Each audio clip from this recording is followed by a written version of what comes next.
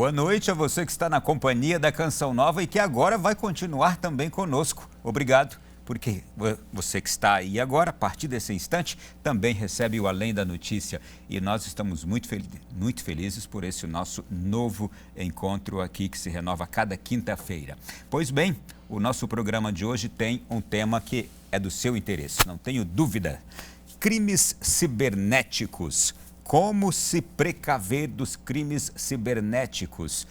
Esse é um assunto que muita gente quer, com certeza, ouvir sobre ele, porque nós temos atualmente um crescimento exorbitante da prática desses crimes, uma vez que nós também migramos em maior quantidade, estamos cada vez mais dentro deste ambiente cibernético. Para falar sobre o assunto de hoje, eu quero anunciar nosso convidado muito especial. Já estou olhando aqui para a pilha de livros de autoria dele. Eu quero receber com muito prazer Ricardo Magno, que é pós-graduado em Direito Digital, Cibercrime e Cybersecurity, isto é, mestre em Segurança da Informação, professor de cursos diversos nas áreas de investigação e legislação cibernética, ministrados pela Escola Superior de Polícia Civil, Secretaria Nacional de Segurança Pública do Ministério da Justiça e Brasil afora para policiais e polícias diversas. Seja bem-vindo, boa noite. Boa noite, Ronaldo, boa noite, telespectadores da Canção Nova. É um prazer muito grande estar aqui, trazendo a informação a todos. De nada adianta, né, Ronaldo, ter um extenso currículo se o nosso trabalho não for por amor ao próximo, né? Então, há mais de 10 anos, Deus possibilitou a gente ingressar à Polícia Civil do Distrito Federal e lá começamos a enxergar mudanças sociais, começamos a enxergar o quanto a tecnologia se mostrava impactante e aqueles crimes que a gente trabalhava, em pouco tempo a gente percebeu que eles vinham trazendo este conteúdo da tecnologia, o quanto isso era impactante nas nossas unidades. Então a gente buscou aí estudar um pouquinho, né? Buscar informações sobre técnicas, sobre a compreensão de fato desse fenômeno do cibercrime, algo que nós tínhamos lá nos meados de 2009, 2010, poucos livros publicados no Brasil, nós não tínhamos uma legislação, nós tínhamos poucos julgamentos relacionados a essa temática e muitos crimes chegando. Então, a partir daí veio a paixão por essa investigação, por esse tipo de trabalho que honrou muito, né, a nossa vida, o nosso dia a dia, a nossa rotina e também nos levou a compartilhar também, por que não, né, com os nossos livros, nossos estudos. Isso é muito gratificante. Antes de falar dos livros, quais cursos, quais palestras e em quais lugares do Brasil você tem andado? A gente tem trabalhado muito na parte de capacitação das forças, né? Isso é... Todas as polícias?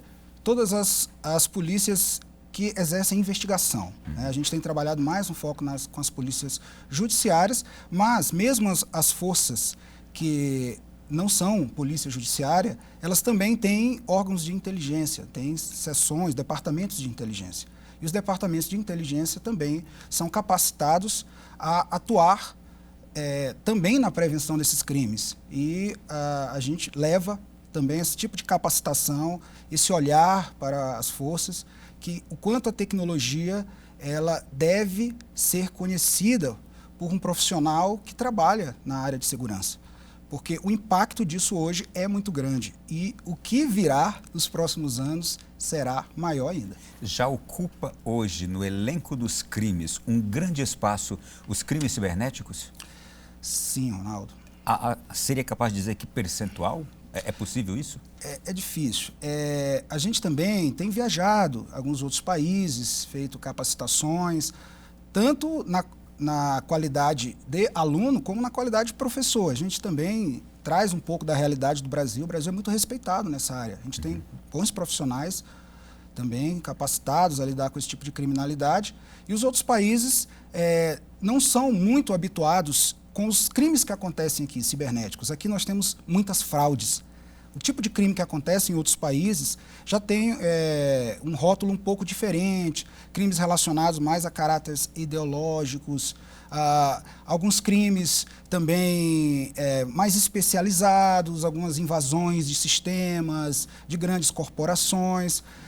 Aqui a gente tem realmente um percentual de crimes patrimoniais muito maior. Então Também isso tem relação com o Brasil ser um dos países que mais usa a internet no mundo. Nós estamos ali entre os 3 primeiros. Brasil, Estados Unidos, China estão aos ponteiros, não é? A perspectiva é que o Brasil logo chegue à ponta. Né? A questão que muito pode se explicar esse fenômeno é, de fato, a educação digital.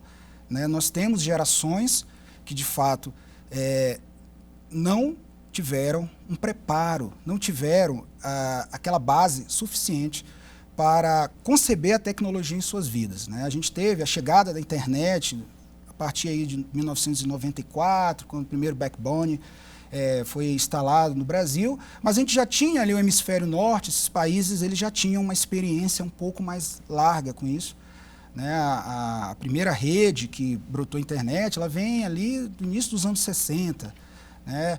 Então, o Brasil, nos anos 90, quando isso começou, período aí, globalização, isso veio como uma forma de democratizar a comunicação, a manifestação do pensamento, um importante instrumento de comunicação. Mas se viu nele um potencial muito grande. Mas, por outro lado, não foi preparada uma base. As escolas, nós não temos disciplinas que trazem essa educação digital e, portanto, isso veio a nossa vida sendo inserido. Nós também, de 1994 para cá, observamos um acelerado grau de mudança das coisas. A gente veio o implemento das redes sociais, a gente veio também com a chegada dos chamados dispositivos portáteis, móveis. A gente poderia dizer que a tecnologia chegando numa sociedade onde a educação está numa qualidade ou no nível maior, ela chega e ela pode se adequar mais rapidamente, mais facilmente àquela sociedade, àquela cultura, enquanto que aqui no Brasil a gente sabe das deficiências da nossa educação. E a tecnologia e a internet chegou e como que num grande atropelamento com uma sociedade nossa não tão preparada, nem mesmo na sua base educacional. Seria mais ou menos isso? Mais ou menos isso. E também essa sociedade, ela viu muitos serviços, como serviços públicos, sendo migrados para o mundo digital e sem uma preparação. Hoje, uma matrícula na escola, mesmo pública, você dificilmente consegue fazer em muitas cidades do Brasil, muitas capitais, da forma presencial, da forma como antes era feito há décadas atrás. Hoje você vai precisar entrar no website, no mínimo, para fazer isso, senão um aplicativo. Alguns serviços, algumas certidões, serviços bancários, que antes as pessoas demandavam horas numa agência bancária, passaram a ter ali no dispositivo móvel, ali, uma agência bancária, como se fosse um gerente o atendendo. É um fenômeno que a gente chama de disrupção digital. Eu lhe confesso que tem mais de 1 ano que eu não piso numa agência bancária. Exatamente, exatamente. E a gente se pergunta, por que as pessoas ainda ficam muito tempo? É claro, existem serviços que ainda não são possíveis de você resolver, de grande complexidade. Mas o que a gente observa é que cada vez mais esse fenômeno chamado disrupção digital, que é essa mudança dos hábitos, dos modelos de negócio para o mundo digital, cada vez mais isso é acelerado, né? E as pessoas, um mundo tão dinâmico, muito informacional, que a gente chama de sociedade da informação, sociedade que a gente vive hoje, as pessoas não conseguem, de fato, se capacitar para conceber isso. A gente vê as gerações dos mais novos, né? Eu tenho um filho pequeno, e o meu filho, ele tem 10 anos de idade, eu sou da área de tecnologia, mas ele conhece coisas de programação sem nunca ter feito um curso que nem eu mesmo conheço, porque ele já nasceu no mundo digital. Ele consegue te surpreender. Consegue me surpreender. Eu lembro do meu filho pequeno, com 5 anos, papai, eu tenho um canal. Eu me surpreendi no café da manhã. E é uma realidade, de fato. a gente até se preocupa, essas crianças, elas não pulam corda, não batem uma bola, elas não fazem aquelas atividades recreativas que a gente fazia, né, tão lúdicas para nós, para a nossa formação. A gente se preocupa porque elas são muito digitais. Elas estão com aplicativo, com tablets desde muito cedo. Né, e como elas dominam isso para elas é muito familiar, mas a gente tem gerações, por outro lado, que elas se tornam categorias muito vulneráveis, que são aquelas pessoas que, de fato, vão ter uma dificuldade de utilizar aquilo ali. E quando a gente trata de tecnologia, existe algo que contrapõe muito à segurança da informação, que é a usabilidade. Aquele aplicativo ele tem que ser usual. Se eu aplicar muitos controles de segurança ali, aquele aplicativo ele vai ser difícil. A pessoa não vai querer utilizar aquele aplicativo.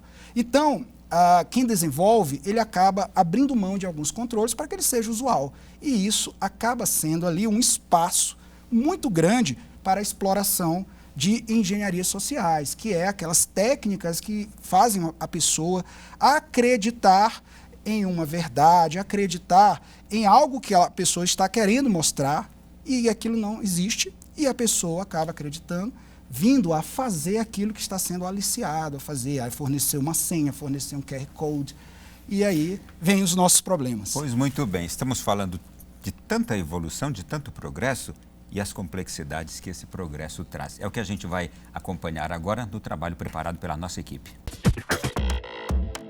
Golpes bancários, roubo de dados, falsificação de documentos, pedofilia, disseminação de vírus. São alguns dos exemplos de crimes cibernéticos. O ambiente digital é propício para essa prática porque, para se ter acesso ao espaço virtual, há sempre uma necessidade de inclusão de uma informação pessoal, seja um e-mail, um número de contato e até mesmo o número do CPF. Em 2020, os números de ciberataques cresceram no Brasil, de acordo com uma empresa latino-americana responsável em analisar segurança cibernética. Os dados apontam que o Brasil sofreu mais de 3 bilhões de tentativas de ataques virtuais de janeiro a setembro de 2020. A Lei Carolina Dickmann, sancionada em 30 de dezembro de 2012, especifica crimes ocorridos em ambiente cibernético. A lei recebe o nome da atriz Carolina Dickmann porque a mesma teve suas fotos íntimas divulgadas na internet por um hacker que invadiu seu computador e exigiu R$10 mil para não publicá-las. O texto da lei altera o Código Penal com o objetivo de aumentar penas de prisão para pessoas que invadem dados a partir de um dispositivo conectado à internet. Antes, a pena aplicada era de apenas 3 meses a 1 ano. Atualmente, quem praticar o crime deve cumprir de 1 a 4 anos de reclusão. Na última terça-feira, a Polícia Federal cumpriu 3 mandados de prisão a hackers que tentavam invadir o sistema do Supremo Tribunal Federal em maio de 2021. As pessoas investigadas vão responder pelos crimes de invasão a dispositivo de informática e associação criminosa junto ao STF. Mas como se proteger de crimes cibernéticos? O cidadão precisa estar atento para não cair nos golpes de internet. Por exemplo, cuidado com links enviados por e-mail e WhatsApp de destinatários que você não conhece. Desconfie das ofertas de promoções de produtos e serviços. Garanta um certificado digital para proteger os seus dados. Evite fornecer números de CPF e senha bancária por telefone ou através do aplicativo WhatsApp. Para denunciar esses crimes, é preciso fazer um boletim de ocorrência em uma delegacia próxima ou, de modo mais específico, o BO pode ser feito na Delegacia de Crimes Cibernéticos, caso tenha na cidade de origem do fato. Bom, nós vamos agora esmiuçar essas informações que a gente trouxe aqui. Magno, quais os tipos de crimes cibernéticos mais comuns que existem? Bem, no Brasil, nós temos, de fato, os crimes patrimoniais como destaque. Eles, de fato, lideram, sobretudo nos últimos anos. Mas nós temos ainda uma cifra muito relevante, muito destacável dos chamados crimes contra a honra. Os crimes de difamação, calúnia, injúria, cometidos por esse meio. O que isso, vamos dizer São assim... São as famosas brigas na internet, né? O que fomenta muito isso acontecer? É a credibilidade do criminoso no anonimato. Ele acredita que ali naquele ambiente ele vai estar completamente anônimo. Por quê? Porque quem está falando não é uma pessoa, é uma entidade virtual, é um avatar, né? O ciborgue, um cyber-organismo, né? O que eu quero dizer com isso? É que quando a gente tem essa migração para o ambiente cibernético, o ciberespaço começa a ser muito ocupado em vários aspectos, isso é efeito da disrupção digital, nós temos, em tratando dos crimes contra a honra, nós temos o quê? Uma desmaterialização das relações. O que eu quero dizer? Se você antes tinha o hábito de encontrar com um amigo, tinha o hábito de encontrar com familiares sempre, você, de algum modo, alterou, mudou, substituiu isso pela comodidade de usar um aplicativo. Quando esse aplicativo de mensageria, ele permitiu que você também pudesse utilizar esse dispositivo para fazer uma chamada, visualizar a pessoa, ter ali a expressão da pessoa falando com você, aquilo ali ainda foi mais atrativo ainda. E então essa desmaterialização, de fato, fez com que as pessoas, algumas que passavam por alguma dificuldade de relacionamento, como por exemplo, solidão relacional, aquelas pessoas que tinham dificuldade, de fato, de fazer amigos, viu ali numa oportunidade muito boa, porque no ciberespaço eu sou quem eu quero ser. Eu tenho uma personalidade editável. Eu posso editar minha personalidade, eu posso colocar a foto que eu quiser, eu tenho tempo para pensar o que eu vou escrever. É muito diferente de como nós estamos aqui, né? Face a face. A gente está aqui conversando, sentindo a expressão, se a pessoa está falando a verdade ou não. Se então, expondo. Se expondo. Então, e ali eu me escondo. Então ali foi muito atrativo para esse tipo de coisa. Também a gente teve a chegada dos grupos, das chamadas comunidades virtuais, onde ali as pessoas viram.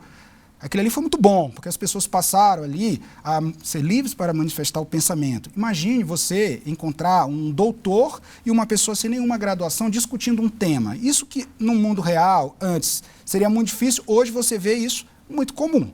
É muito fácil, porque não há uma seleção. A seleção ali, as pessoas se unem pelo interesse na rede, né?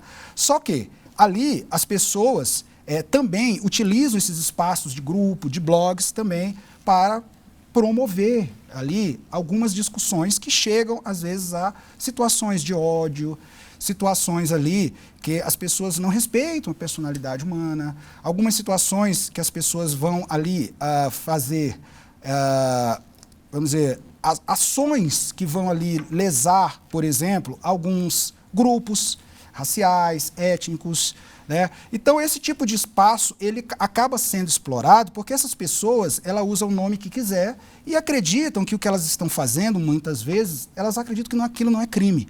E ela faz aquilo e fala, não, a polícia não vai perder tempo com isso. E vai, e é muito grave. Muitos crimes que acontecem ali são capazes de arrasar a vida de uma pessoa. As pessoas veem esse espaço como um espaço livre. Muitos acreditam, se você fizer uma pesquisa, muitos até acreditam que não tem lei que pune esses crimes no Brasil. Mas existe, não é um ambiente. E agora já temos bastante leis e com penas relevantes, né?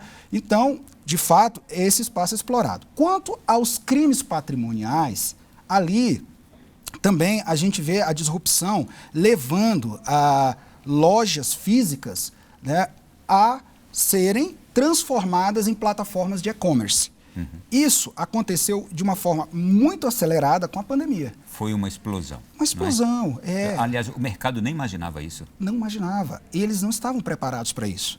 Então, essa migração do ciberespaço que vem acontecendo, principalmente depois das redes sociais, isso acelerou bastante, a gente teve uma aceleração que não estava preparado. Com esta explosão do comércio digital, as fraudes, os golpes também. Cresceram bastante. Por quê? Ali, o criminoso, ele se vê escondido atrás de uma tela e um teclado. Imagine, um criminoso interessado em cometer um crime patrimonial, há 30 anos atrás, ele ia numa agência bancária, ele tinha que recrutar pessoas, armas, o nível de risco dele era tremendo. Anos depois, ele subtraía dinamites, ele ia explodir caixas, ele já tinha diminuído bastante os riscos e auferindo um bom lucro. Agora imagine ele atrás de um teclado, onde ele se junta com outras pessoas, né, ele vai ali angariar outras pessoas na rede, pessoas que ele não sabe quem é, nem ela sabe quem ele é, não sabe o nome, ou seja, até para você provar essa unidade de uma organização criminosa é muito complicado. Então, vê um espaço ali muito interessante. Na verdade, a tecnologia ela vai evoluindo para que a gente tenha rapidez, dinamicidade nas operações, como, por exemplo, o Pix. Isso também mostra favorável, porque eu vou te dar um exemplo, né? Um crime bancário, muitas vezes, a instituição bancária ela conseguia ali parar uma transação fraudulenta, suspeita. O Pix, nós temos 3, 4 segundos. Aquela transação ela é feita. Eu vou dar aqui apenas um exemplo, é de um amigo meu que ele me mandou agora há pouco uma mensagem aqui, não vou mencionar o nome dele não. Ele disse assim: Ronaldo, eu já fui vítima exatamente desse tipo de crime. Perdi R$800 para um criminoso que se passou por um amigo e me solicitou um empréstimo de um valor até maior que os 800, mas felizmente o banco não fazia transferência de valor superior. O que se fosse já no Pix, eu estaria ferrado, está dizendo ele aqui. Eu era uma pessoa que estava dentro de... era uma pessoa que estava dentro de um presídio e que eu descobri depois quando eu liguei de volta. Ele usou o perfil e a foto do meu amigo e detalhe, foto atual. Sim, foto atual. O que acontece? Hoje, a web, né, a gente tem que pensar que a internet ela tem uma parte considerável chamada web, que é a parte construída coletivamente, é uma construção coletiva. Todos nós, quando enviamos uma mensagem, quando contribuímos com uma postagem, uma publicação, nós estamos construindo um pedacinho desse ciberespaço, que é da web. Então, a web, ela traz ali conteúdos hoje muito fáceis de você minerar, o que a gente chama de investigação de fontes abertas. Isso não é algo restrito às polícias. Né? Então, hoje, com fontes abertas, se a pessoa tiver um pouquinho de especialização, né, como algumas organizações criminosas têm, elas conseguem ali minerar os dados, filtrar a partir de algumas informações e elas conseguem montar, de fato, ali toda a sua personalidade baseada nos dados. Só uma pergunta. Neste caso aqui exato, tá. Ele me disse que ele ligou no banco no dia seguinte, mas a conta que ele havia depositado já tinham sacado imediatamente o dinheiro. Nesses casos, ninguém consegue fazer nada. Não. Um criminoso entra em contato com você, se passando por um amigo, usou tudo. Quando você atendeu, apareceu lá a foto do perfil de um amigo seu, conhecido, etc. E você fez aquela transferência. Na hora que você fez a transferência, o outro criminoso em algum lugar, foi alguém do presídio que ligou, o outro em algum lugar, naquela conta, sacou o dinheiro. Não se tem o que fazer mais. Na verdade, assim, o que não se tem o que fazer é parar o dinheiro, o banco parar o dinheiro. Mas eu, como um bom investigador, jamais diria que não tem o que fazer. Tudo é possível se investigar. Por quê? Todas as transações, elas são rastreadas. O dinheiro ele vai percorrer algum caminho. É claro que o criminoso pode sacar isso, mas mesmo esse saque, a gente sabe que nós temos aí a possibilidade de identificar onde foi efetuado e a polícia ali efetuar suas diligências e conseguir identificar. Quando esses crimes não são resolvidos é porque não foram feitos boletins, também devido à grande demanda, as polícias não conseguem dedicar-se o suficiente para ir atrás de cada um desses crimes, que são hoje muitos? Nós temos várias razões, tá, Ronaldo? Uma das razões é que hoje os criminosos, eles optam também por cometer vários crimes, na verdade, contra várias pessoas em atacado, com valores não tão significativos. Porque para ele, o que ele vai pensar? Aquela pessoa que foi subtraída, um valor aí de R$600, às vezes a pessoa pensa poxa, eu vou ter um trabalho hercúleo ali para resgatar aquilo, vou ter que ir até a polícia, mas ele não sabe que se cada pessoa que teve um prejuízo, que pode pensar, achar que é um prejuízo pequeno, se cada pessoa denuncia, isso nos ajuda muito, porque essas informações, elas vão alimentar ali um banco de dados em que a gente pode fazer cruzamentos e chegar mais facilmente a essa autoria criminal. Então, a gente fala isso para todas as pessoas, né, para a comunidade que está nos assistindo, que denuncie, ainda que seja um crime pequeno, não deixe de denunciar. porque é importante isso não apenas para fins estatísticos, para políticas criminais, políticas para que a gente possa reduzir esse crime, a gente precisa saber que ele existe, onde ele está acontecendo, mas também dados que são informados, que são noticiados nas unidades policiais, eles são importantes, eles podem ali resolver um crime que muitas vezes diz respeito a uma quantia muito grande, que em outra iniciativa da organização foi mais significativo, mas naquela situação, talvez a pessoa pense, poxa, mas isso foi irrelevante para eles, mas isso pode solucionar outro crime. Então, a informação ela é muito importante para o órgão de apuração. Aproveitando que a gente mencionou aqui o e-commerce, o comércio, as compras hoje pela internet, e o entrar no ambiente virtual e se proteger, a gente tem uma outra convidada aqui que eu quero chamar, é a Ildecê Amorim. Ela é especialista em direito do consumidor e ela vai trazer algumas dicas rápidas aqui também no nosso programa para ajudar na nossa conversa. Ildecê, seja bem-vinda, boa noite, nos fale aí sobre essas dicas de navegação confiável.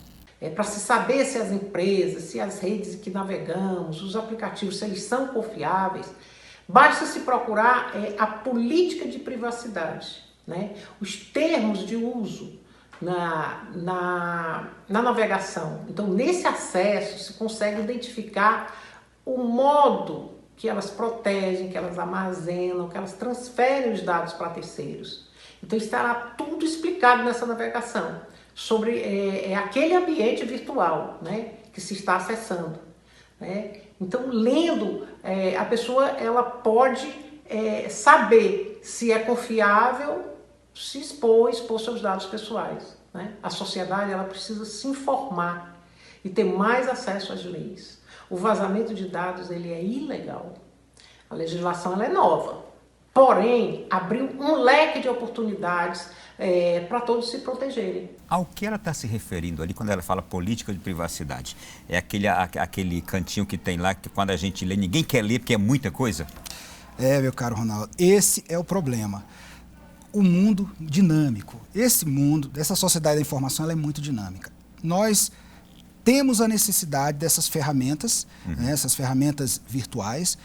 Nós baixamos isso com o aplicativo, mas a gente não lê o que é o que estamos baixando. É muita coisa, as letrinhas são muito pequenas. Eu vou além, muito além do que ela falou com muita propriedade.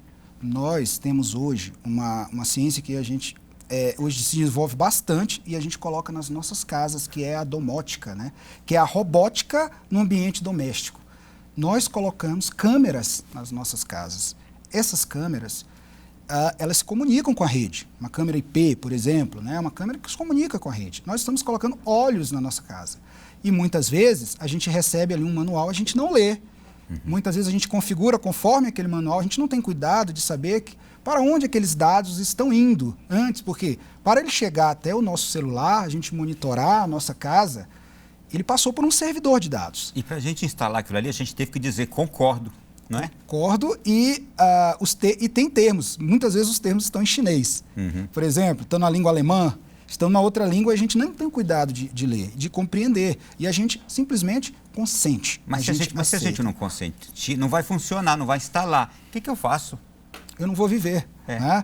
Se eu bloqueio, se eu instalo bloqueadores, por exemplo, de anúncios, ads, pop-ups, algumas coisas, os aplicativos não funcionam. A navegação vai ser muito desfavorável. Tudo que é aplicativo agora está aparecendo ali a janelinha, ou pop-ups, aqueles primeiros. Prosseguir, se você não apertar, você não lê nada, você não entra. Então, a gente tem que se habituar a essa realidade e minimizar os riscos, né? Além das dicas sobre as políticas de privacidade, a gente tem que ter cuidado no caso de aplicativos, por exemplo.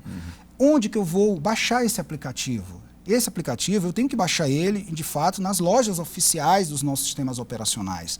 Eu tenho que verificar os comentários das pessoas sobre aquele aplicativo. Muitas vezes a gente não vê. Ele pode trazer ali uma backdoor, né, um malware, alguma coisa que pode infectar. É claro que as empresas maiores que administram, né, esses aplicativos, eu digo os sistemas operacionais, né? Porque você hospedar ali um aplicativo ali numa loja da Apple, por exemplo, é uma empresa que ela faz ali uma análise, ela não vai deixar subir qualquer um, mas alguns aplicativos eles conseguem ali ser instalados e às vezes eles trazem um malware e você tem que procurar estrelas ali, aquelas estrelas, que é a classificação. Aquilo é muito importante, você verificar aquilo, a origem, o fabricante daquele aplicativo, o que as pessoas comentam sobre ele, porque muitas vezes você está instalando ali uma vulnerabilidade para você mesmo. A gente tem que lembrar que os nossos aplicativos, que os nossos aparelhos celulares, eles têm olhos, ouvidos, ele tem câmera, ele tem sensor de som. Tudo isso são dados que podem ser capturados. Muito bem. Olha, o programa de hoje está correndo.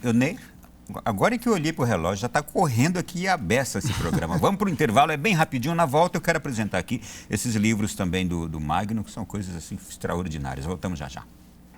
Já estamos de volta aqui na sequência do nosso Além da Notícia da noite de hoje, falando sobre crimes cibernéticos. Estamos recebendo o mestre em segurança da informação, Ricardo Magno, professor de cursos nas áreas de investigação, legislação, cursos diversos para as polícias diversas. Ô Magno, eu quero rapidamente que você fale para mim aqui, antes da sequência do assunto, sobre alguns dos seus livros. Fake News e Eleições, o Guia Definitivo. Objetivamente, do que trata?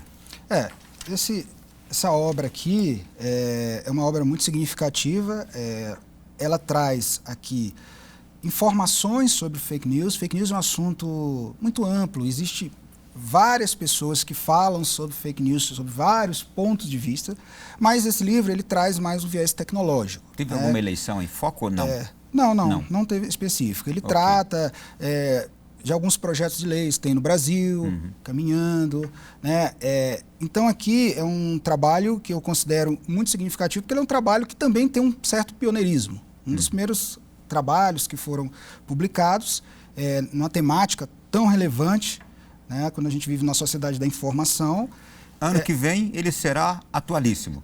E até para o ano que vem a gente vai ter que fazer uma segunda edição, né, já atualizando novas ferramentas. Ele traz ferramentas para identificar a veracidade da informação, fonte das informações. Ele tem é um guia de fato para qualquer pessoa, não apenas para policiais, para aplicadores da lei, é para qualquer pessoa compreender um pouco a informação. Deixa eu acelerar aqui, hein, para a gente ter tempo nesse programa de hoje, que você tem tanto conteúdo e eu tenho pouco tempo. Vingança digital, compartilhamento não autorizado de conteúdo íntimo na internet, procedimentos de exclusão e investigação policial. Vingança digital. Vingança digital, também é um livro que a gente está aí na segunda edição, foi feito aí em parceria com os amigos delegados Alessandro Barreto e Vanessa Araújo.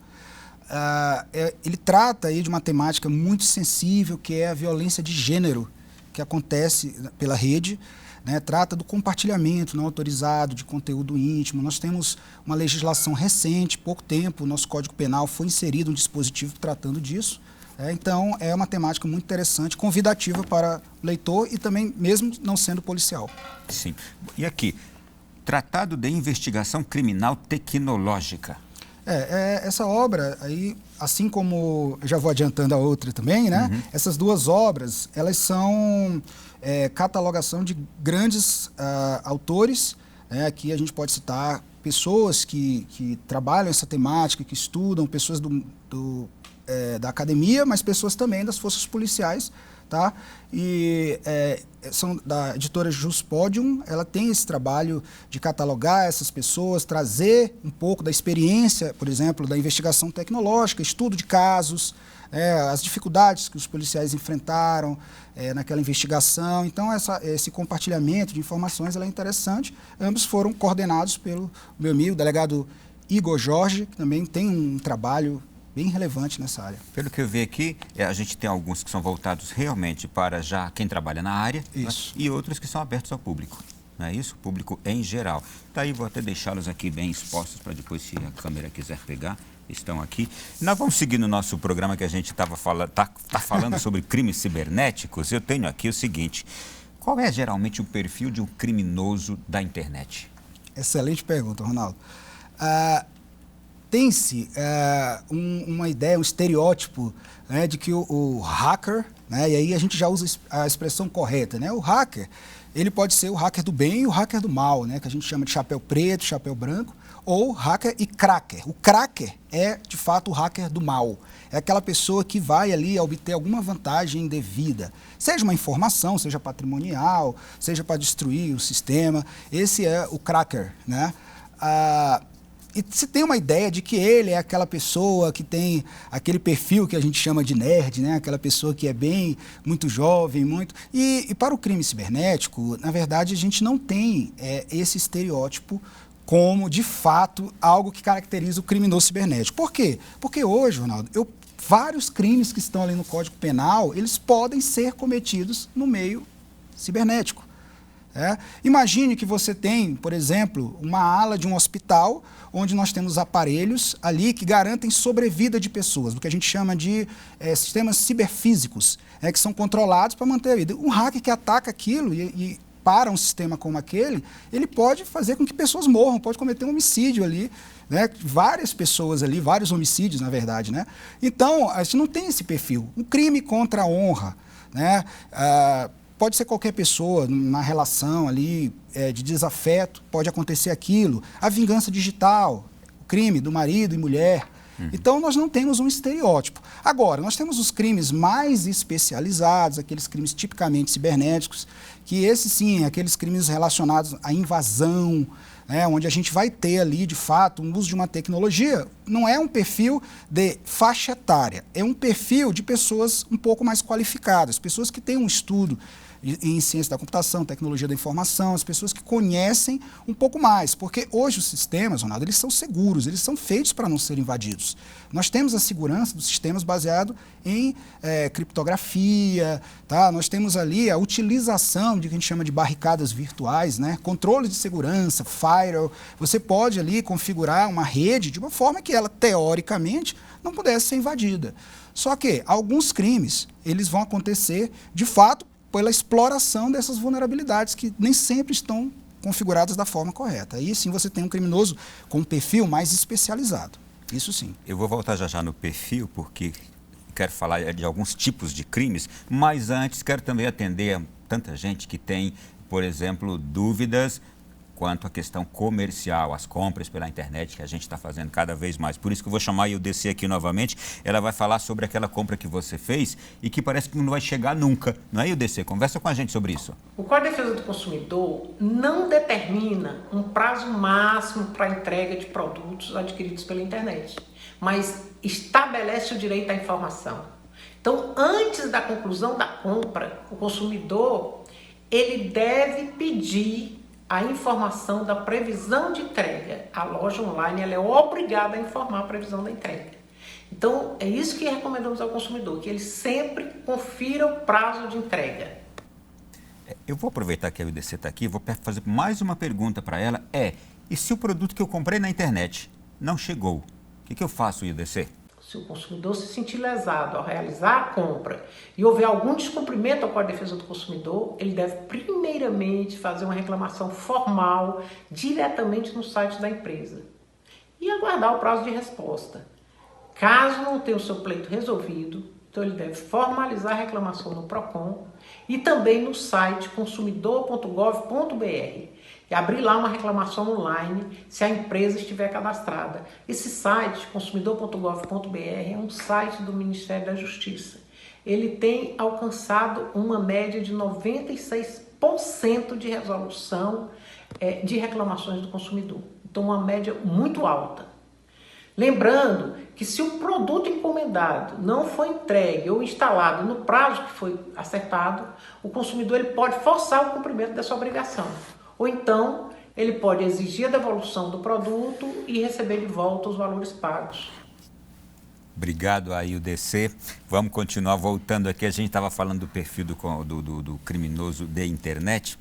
E quando é, por exemplo, aquele tipo de crime, que eu quero trazer aqui na nossa conversa agora, contra governos, roubando dados de governos, entrando em estruturas governamentais como Por exemplo, no Brasil, no STF que a gente viu semana passada, TSE que a gente viu recentemente, governo federal, governos estaduais. Nos Estados Unidos a gente viu e-mails de autoridades sendo invadidos. Em várias partes do mundo esse tipo de crime acontece. E esse perfil desse tipo de criminoso, por quais razões esses crimes são cometidos e o perfil desse crime? Muito interessante o seu questionamento.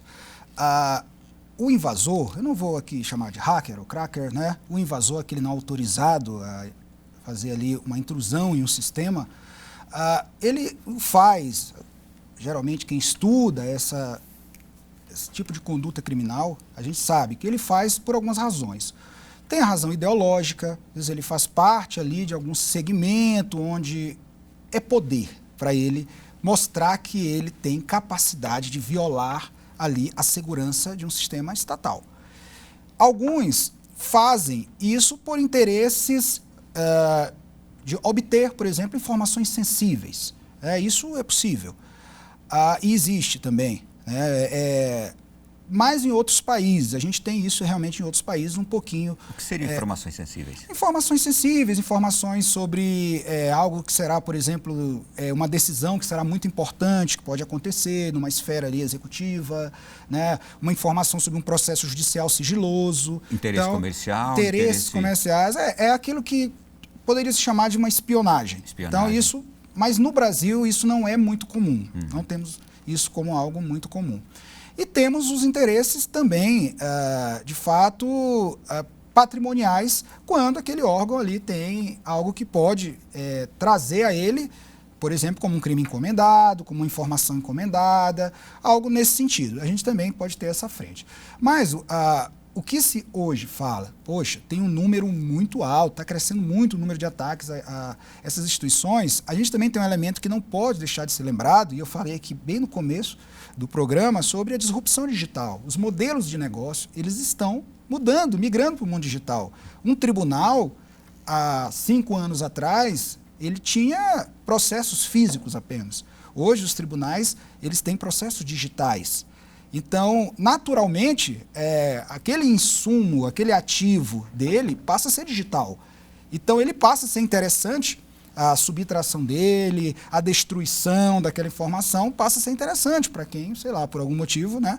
Então, é natural que essa migração nós tenhamos também uma estatística maior. Em todos os aspectos, né? A gente está falando aí sobre o e-commerce, por exemplo. Quando você migra o modelo de negócio para plataformas, você vai ter, logicamente, ali um aumento disso.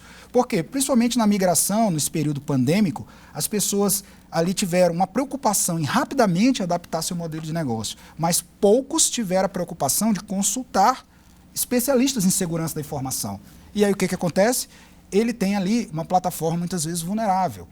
A gente tem a situação das fraudes causada, claro, por sites que são criados para isso. Mas a gente tem também uma parcela de alguns sites que são atacados ali. E informações ali sobre dados pessoais ou até compras em nome de terceiros ali podem acontecer, né? Então, isso não é algo raro. Bom, já eu quero perguntar sobre dicas de segurança. Mas antes disso, deixa eu trazer mais uma participação da IUDC para falar sobre a atenção que o consumidor, eu e você, quando a gente quer fazer uma compra e entra naquele site ali, a nossa atenção dentro daquele ambiente virtual é o que ela vai falar agora.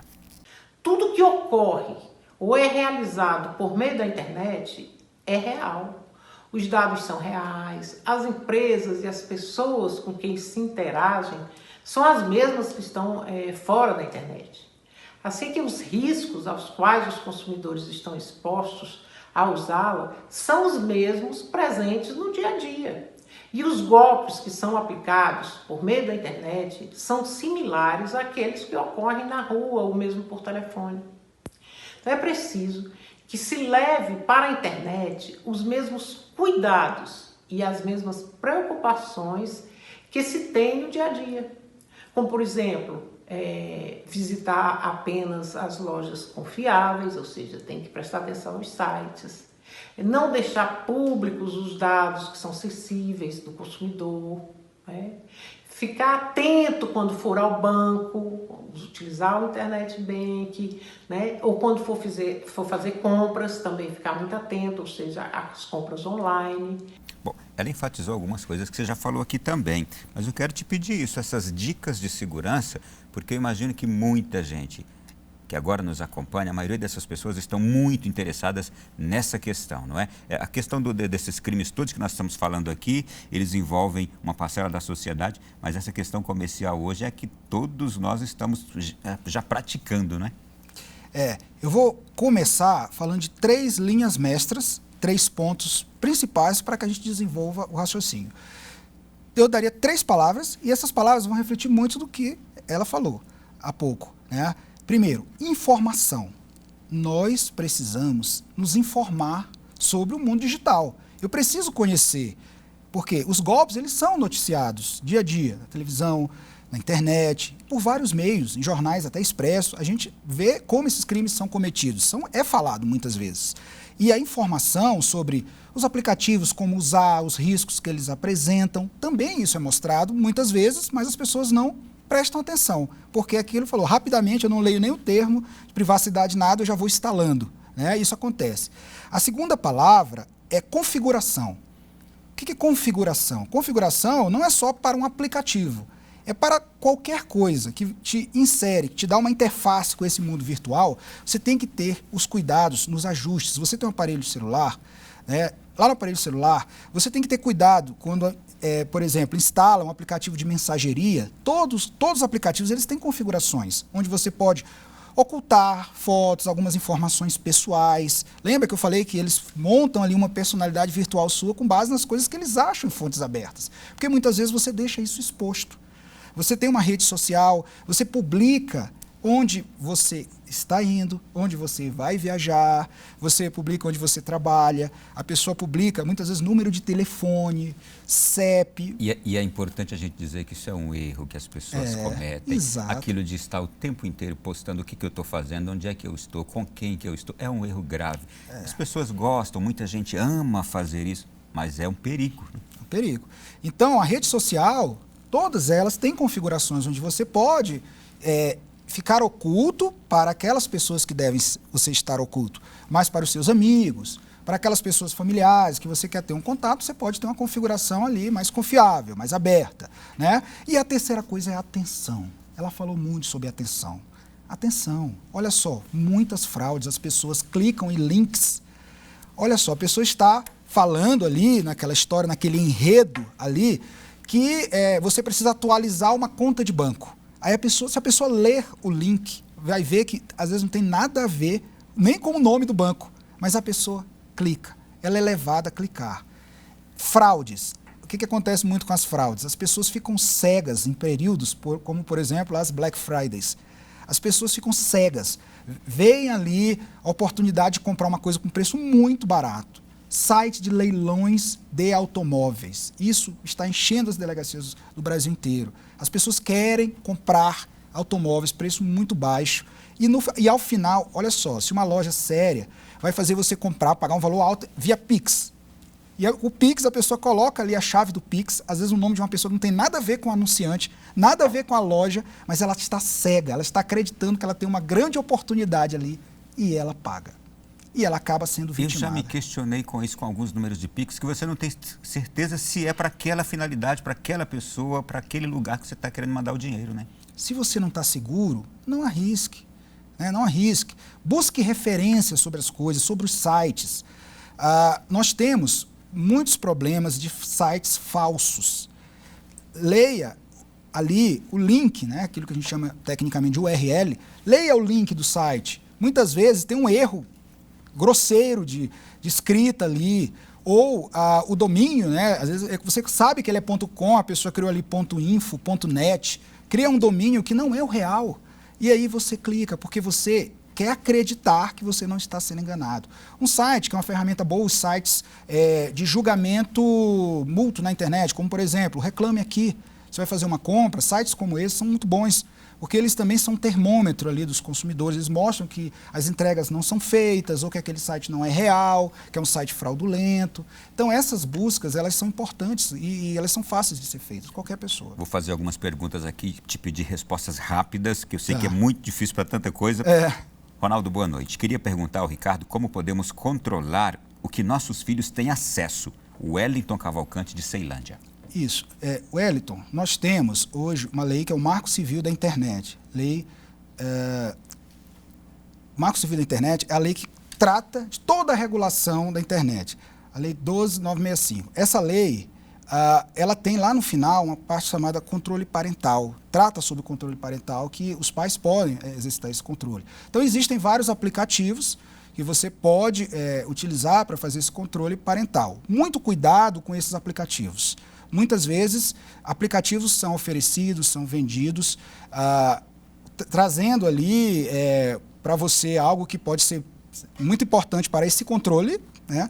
Mas, por outro lado, você tem que lembrar que o aplicativo ele tem um servidor em algum lugar e esses dados podem ser rastreados por pessoas que você não sabe quem é. Então, o seu filho, você está vigiando, mas o servidor também de dados. Então, muito cuidado com esses aplicativos, mas isso é lícito. Mais uma pergunta aqui. Quero saber sobre os ataques às contas nas mídias sociais, Instagram, Facebook, etc. A órgão da polícia para investigação, neste caso, já aconteceu com a minha conta do Instagram e, na época, não conseguimos intervenção da polícia. Tem alguma orientação para nos indicar como proceder nesses casos? É alguém que se conhece, muito amiga nossa, Michele Abrantes. Oi, Michele, um grande abraço. Michele é uma pessoa muito querida. Sim, nós temos unidades especializadas em todo o Brasil. A mesma época que foi promulgada a Lei Carolina Dickmann, que foi falado aqui, também foi promulgada uma outra lei que trazia também ali a obrigação dos estados de criarem unidades especializadas. Então, essas unidades, elas existem. Mas, dentro do Distrito Federal, aqui onde vivemos, a gente pode falar, tá, Michele? Você que mora aqui, morador do Distrito Federal, hoje todas as unidades da Polícia Civil, elas são capacitadas, tá? Os policiais são capacitados para fazer esse atendimento, tá? O que acontece muitas vezes é que algumas situações elas ainda não estão na seara criminal. Como, por exemplo, a pessoa criou um perfil ali, utilizando alguns dados, pode ser até uns dados parecidos com os seus dados, mas nada foi feito. Ela não conversa com ninguém, esse perfil é um perfil que foi só criado. Então, às vezes, ainda não houve ali uma obtenção de nenhuma vantagem, nem a geração de nenhum prejuízo. Então, ainda não é uma esfera criminal. Então, muitas vezes, as pessoas chegam a essas unidades e não há um crime para ser apurado ainda. Ainda está em atos preparatórios e por isso que isso não é recebido ainda como um registro de ocorrência. Algumas situações acontecem assim. Tá? A gente tem 30 segundos para relatar aqui, para estar acabando já aqui. Eu quero agradecer já antecipadamente. Depois dessa pandemia, os crimes que mais se evidenciaram no ambiente cibernético? Eu poderia dizer que são as fraudes, aconteceram bastante, e também os crimes contra a honra. Eles cresceram bastante, todos eles, as fraudes principalmente, cresceram mais de 100%, alguns meses mais de 400%, mais anual, a média anual, mais de 100%, por conta de que não apenas temos a situação de plataformas de e-commerce, mas também tivemos muitos crimes relacionados à pandemia. Falsas medicações, falsas marcações de vacinação, e as pessoas acabavam ali fornecendo dados pessoais, dados de conta. Então, esse cenário da pandemia, de vulnerabilidade social, de medo, as pessoas muitas vezes... Vulnerabilidade psicológica e emocional também? Isso, emocional. As pessoas muitas vezes entram numa situação ali de tanto desespero que uma notícia pode, por exemplo, a gente teve já estou em 30 segundos, né? Já passamos. Já passamos, né? Então, muitas vezes, uma questão de vacinação, por exemplo, uma lista de vacinação, a pessoa acaba, por exemplo, fornecendo um código de um aplicativo de mensageria para provar que é ele, uma coisa que não tem uma coisa a ver com a outra, né? Eu quero aqui agradecer ao Ricardo Magno e dizer também que ele é cantor católico e que atua cantando em missas aqui na Paróquia Santíssimo Sacramento, em Brasília. E é um prazer muito grande saber que nós somos desse mesmo ambiente nosso católico. Já canta com a Michele Abrantes, também já cantou com ela, não é? Cantei, é uma grande Tem composição amiga. própria? Temos composições, a gente está aí juntando essas composições, produzindo para lançar um trabalho. Eu estou na Paróquia do Santíssimo Sacramento há quase 20 anos, há 10 anos ininterruptos, tendo o prazer de todos os sábados cantar com meu filho e a minha esposa. Isso é uma graça muito grande. E estar aqui hoje, para mim, é algo muito, assim, que me traz muita alegria, tá? É muito honroso estar aqui nesse lugar. Eu me sinto em casa aqui. Eu estou imensamente feliz de conhecer um profissional de altíssimo nível das nossas polícias no Brasil e também, ao mesmo tempo, de conhecer um irmão de igreja de caminhada também, assim, de um testemunho tão bonito. Foi um prazer conhecê-lo e recebê-lo aqui. Vamos ter que voltar outra vez. Obrigado. Obrigado, eu fico muito honrado e sempre que quiserem que a gente venha aqui contribuir um pouco com algum dos temas, são muitos temas, né? A gente até pede desculpa ao telespectador, porque ficaram muitos temas na mesa, né? Mas é um tema extremamente amplo, mas a gente acredita que trouxe alguma informação, né? Algo, e é muito importante, tá, Ronaldo, esse espaço para a gente possa esclarecer a população. Com certeza. Obrigado. E a você também que esteve conosco, nosso muito obrigado. Semana que vem voltaremos novamente aqui com outro Além da Notícia. O programa de hoje, amanhã, já estará no Canção Nova Play à sua disposição. Grande abraço, até semana que vem.